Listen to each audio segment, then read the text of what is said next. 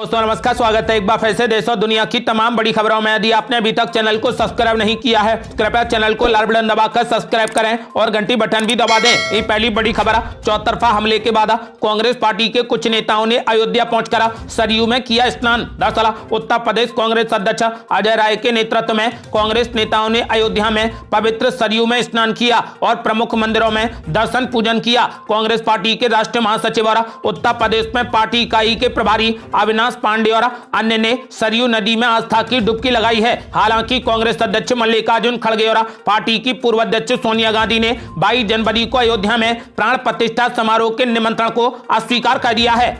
अगली बड़ी खबर, कांग्रेस के कुछ नेताओं की अयोध्या यात्रा पर महंत राजू दास ने बोला जबरदस्त हमला। कहा यह कांग्रेस का कालनेमी रूप है, गिरगिट जैसे रंग बदलती है कांग्रेस पार्टी। दरअसल उत्तर प्रदेश के अयोध्या में हनुमानगढ़ी के महंत राजू दास ने कहा कि राम मंदिर में रामलला की प्राण प्रतिष्ठा से जुड़े पूजन, कलश स्थापना, देवी और देवताओं का पूजन आज शुरू किया गया है। आज ही प्राण प्रतिष्ठा का पहला मुहूर्त है, नवग्रह का पूजन शुरू हो गया है। उन्होंने ये भी बताया कि इस मसले पर कुछ लोगों ने तथाकथित धर्माचार्यों को भी आगे किया है। मंदिर मस्जिद कहीं और बनाया जा सकता था, ये तो जन्म स्थान की बात है, ये जन्मभूमि की बात थी। यही वजह है कि हमारे पूर्वजों का संघर्ष रंग लाया है। वहीं यूपी कांग्रेस के कुछ नेताओं की अयोध्या यात्रा को लेकर उन्होंने कहा कि ये दुर्भाग्यपूर्ण है। एक तरफ राम काल्पनिक हैं, दूसरी तरफ शंकराचार्य हैं। उन्होंने कहा कि ये कांग्रेस का कालनेमी रूप है, कांग्रेस पार्टी गिरगिट की तरह रंग बदलती है।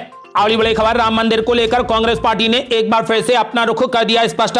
कहा हम नास्तिक पार्टी नहीं हैं, लोकसभा चुनावों के चलते जल्दबाजी में की जा रही प्राण प्रतिष्ठा। दरअसल राम मंदिर प्राण प्रतिष्ठा समारोह से पहले कांग्रेस पार्टी ने एक बार फिर से साफ कर दिया है कि वो नास्तिक पार्टी नहीं है जो रामलला के मंदिर या फिर धार्मिक अनुष्ठान का विरोध करेगी। हालांकि कांग्रेस पार्टी ने मंदिर के उद्घाटन कार्यक्रम से जुड़े निमंत्रण को इसलिए ठुकरा दिया क्योंकि ये एक राजनीतिक कार्यक्रम है। विपक्षी दल ने इसके साथ यह भी आरोप लगाया है कि 22 जनवरी का यह कार्यक्रम लोकसभा चुनावों के चलते जल्दबाजी में आयोजित किया जा रहा है। अगली बड़ी खबर, राम मंदिर को लेकर दिग्विजय सिंह ने कांग्रेस पार्टी का किया बचावा। बोले कांग्रेस पार्टी ने कभी भी अयोध्या में राम मंदिर निर्माण का विरोध नहीं किया, कोर्ट का फैसला आने तक का इंतजार करने के लिए कहा था। दरअसल कांग्रेस के सीनियर नेता और मध्य प्रदेश के पूर्व मुख्यमंत्री दिग्विजय सिंह ने राम मंदिर के मसले पर कांग्रेस को घेरने को लेकर सफाई दी। उन्होंने मंगलवार को माइक्रो ब्लॉगिंग मंच एक्स पर पोस्ट किया। उन्होंने कहा कि कांग्रेस ने कभी भी अयोध्या में राम मंदिर निर्माण का विरोध नहीं किया है,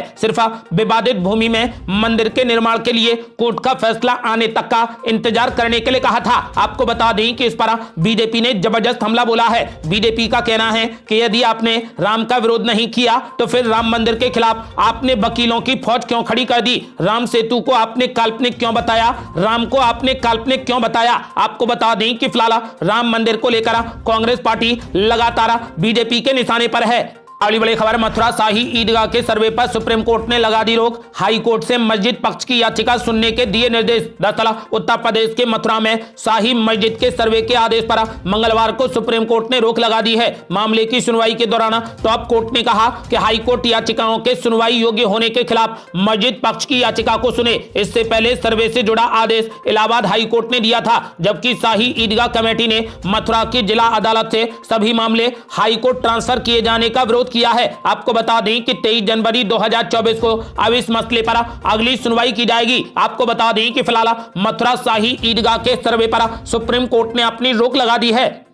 अगली बड़ी खबर, शंकराचार्य अद्वैतानंद ने कर दिया बड़ा ऐलान। कहा शुभ मुहूर्त में हो रही रामलला की प्राण प्रतिष्ठा हिंदुओं को गुमराह कर रहे कुछ लोग। दरअसल पूर्वान्वय गोवर्धन मठपुरी के शंकराचार्य अद्वैतानंद देव तीर्थ ने कहा कि प्राण प्रतिष्ठा का कार्यक्रम बिल्कुल शुभ मुहूर्त में हो रहा है। कुछ लोग महज निजी स्वार्थ के लिए हिंदू समाज को गुमराह करने के प्रयास कर रहे हैं। अद्वैतानंद देव तीर्थ के मुताबिक जब मुख्य पूजा स्थल गर्भगृह का निर्माण पूरा हो गया है तो यह कहना गलत है कि मंदिर का निर्माण अधूरा है। 550 साल के संघर्ष के बाद उस स्थान पर भव्य मंदिर बनकर तैयार हो रहा है। उन्होंने कहा कि वहां पर भगवान फिर से विराजमान होंगे और ये हर भारतीय के लिए गर्व की बात है। उन्होंने कहा कि रामलला की प्राण प्रतिष्ठा बहुत शुभ समय पर हो रही है और शास्त्रों के अनुसार भी ये सर्वोत्तम समय है। शंकराचार्य ने इस दौरान प्रधानमंत्री नरेंद्र मोदी की भी जमकर सराहना की। उन्होंने कहा कि प्रधानमंत्री मोदी की ओर से अयोध्या में राम मंदिर का उद्घाटन करने का महत्व है और इस पर कोई विवाद नहीं होना चाहिए। वो महान योगी हैं जो मंदिर की प्राण प्रतिष्ठा कर सकते हैं। उन्होंने कहा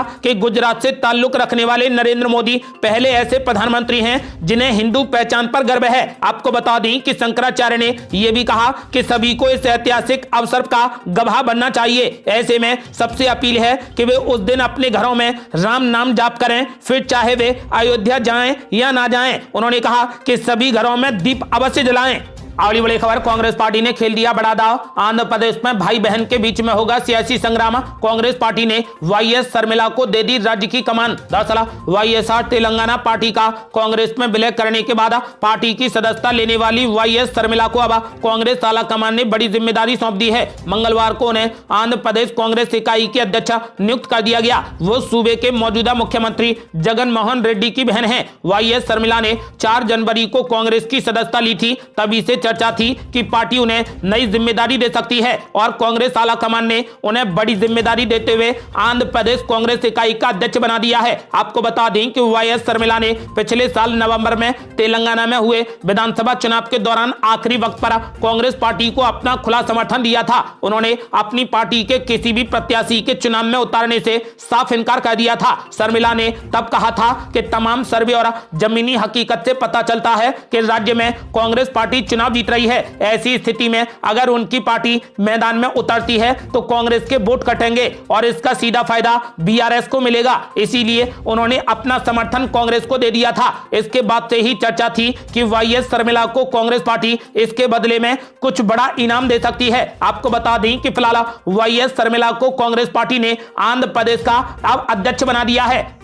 अगली बड़ी खबर, राम मंदिर को लेकर राहुल गांधी ने कर दिया बड़ा ऐलान। राम मंदिर के उद्घाटन में नहीं जाएंगे राहुल गांधी, बोले ये पीएम मोदी का सियासी कार्यक्रम है, इंडिया गठबंधन से जिसे जाना है वो जाए। दरअसल राम मंदिर की प्राण प्रतिष्ठा को लेकर कांग्रेस के पूर्व अध्यक्ष राहुल गांधी ने कहा कि आरएसएस और बीजेपी ने 22 जनवरी 2024 को उत्तर प्रदेश के अयोध्या में होने वाले इस कार्यक्रम को पूरे तरीके से प्रधानमंत्री नरेंद्र मोदी का सियासी कार्यक्रम बना दिया है। नॉर्थ ईस्ट के सूबे नागालैंड के कोहिमा में मंगलवार को प्रेस कॉन्फ्रेंस के दौरान केरल के वायनाड से कांग्रेस सांसद राहुल गांधी ने कहा कि राम मंदिर के उद्घाटन संबंधी कार्यक्रम को लेकर हिंदू धर्म के अहम लोगों ने भी सवाल दागे हैं कि 22 तारीख का कार्यक्रम चुनावी हो गया है। ऐसे में कांग्रेस अध्यक्ष ने नहीं जाने का फैसला लिया है। उन्होंने कहा कि हम सभी धर्मों का सम्मान करते हैं, हालांकि हमारी पार्टी और गठबंधन में से जो लोग वहां भी जाना चाहते हैं वे जा सकते हैं। वैसे राहुल गांधी ने इशारों में यह साफ कर दिया है कि कांग्रेस की भारत जोड़ो न्याय यात्रा के दौरान वो अयोध्या नहीं जाएंगे। वो इस बाबत बोले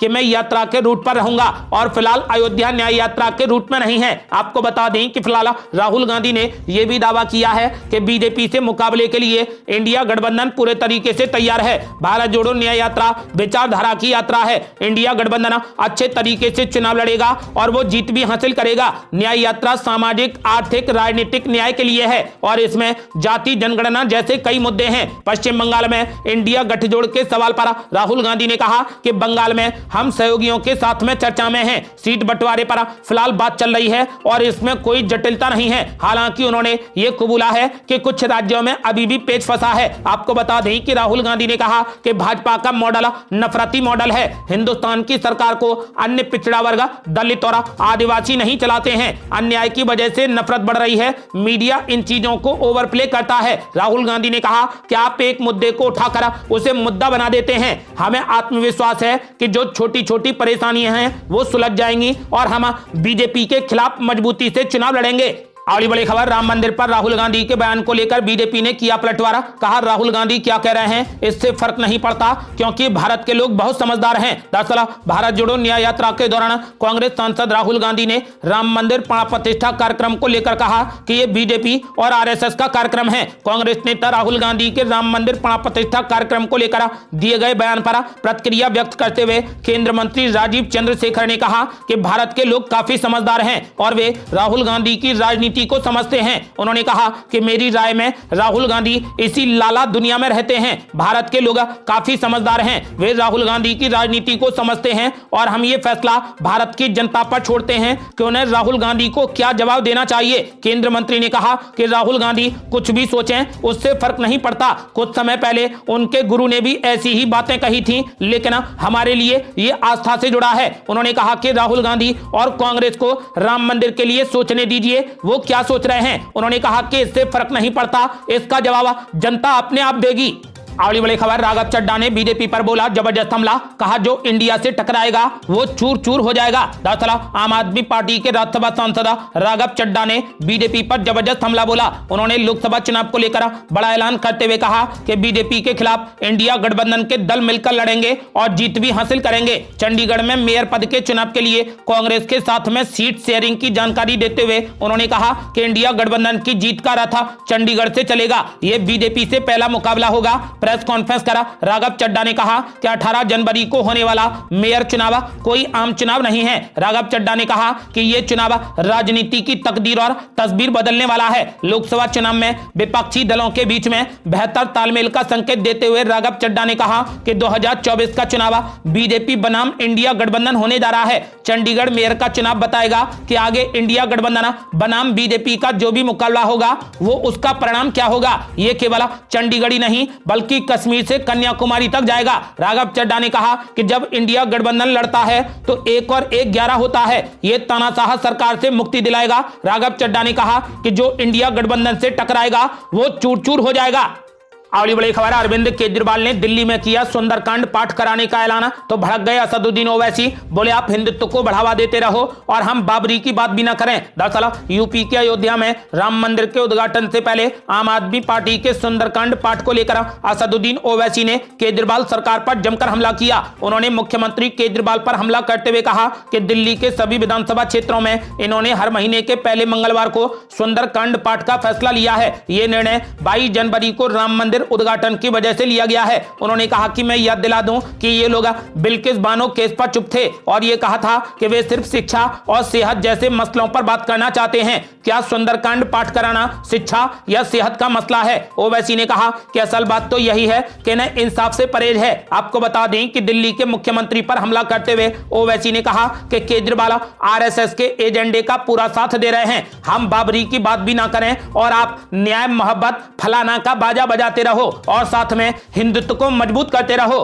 अगली बड़ी खबर, राम मंदिर का निमंत्रण ठुकराने पर कांग्रेस के दिग्गज नेता ने कांग्रेस आलाकमान को दे डाली बड़ी नसीहत, कहा इवेंट का जवाब इवेंट नहीं होता। दरअसल कांग्रेस के शीर्ष नेताओं की ओर से राम मंदिर उद्घाटन का निमंत्रण अस्वीकार करने का मामला लगातार सुर्खियों में बना हुआ है। पार्टी के राष्ट्रीय अध्यक्ष मल्लिकार्जुन खड़गे, सोनिया गांधी और अधीर रंजन चौधरी को प्राण प्रतिष्ठा का निमंत्रण दिया गया था, जिसे उन्होंने ठुकरा दिया है। इस मामले पर अब पूर्व केंद्रीय मंत्री और कांग्रेस के दिग्गज नेता डॉक्टर निर्मल खत्री ने बड़ा बयान दिया है। उन्होंने कहा कि किसी इवेंट के जवाब में इवेंट करके हम अपने प्रतिद्वंदी का मुकाबला नहीं कर पाएंगे। यूपी कांग्रेस के पूर्व अध्यक्ष निर्मल खत्री ने एक्स पर कहा कि राम भक्त होना कोई पाप नहीं है। मुझे इस भक्ति पर गर्व है और मुझे इस बात पर भी गर्व है कि मैं प्रभु राम की नगरी का निवासी ही नहीं वरन मेरी जन्मस्थली व कर्म भूमि भी अयोध्या है। उन्होंने कहा कि सभी धर्मों के लोगों को अपने अपने इष्ट देवों पर गर्व होना भी चाहिए। उन्होंने कहा कि अयोध्या में 22 तारीख को राम मंदिर प्राण प्रतिष्ठा के कार्यक्रम के संदर्भ में